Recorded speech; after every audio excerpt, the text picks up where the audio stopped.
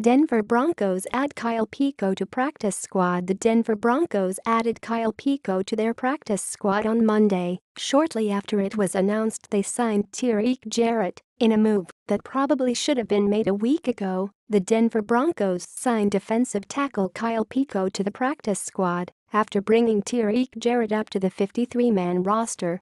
The move gives the Broncos a full roster of 53 on the active roster and 10 on the practice squad.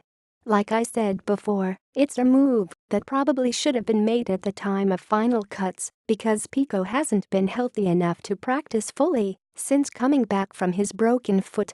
Needing some depth on the defensive line, the Broncos brought Jarrett up to back up Peko's cousin, Domata, who was acquired this past spring in free agency.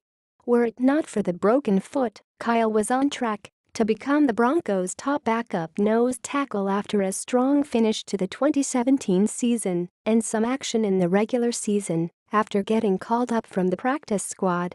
Without the younger Peko in the lineup, the Broncos' depth on the defensive line was reduced to Derek Wolfe, Domata Peko, Adam Gotsis, and Shelby Harris. Reinforcements were badly needed, and the Broncos had to make a move.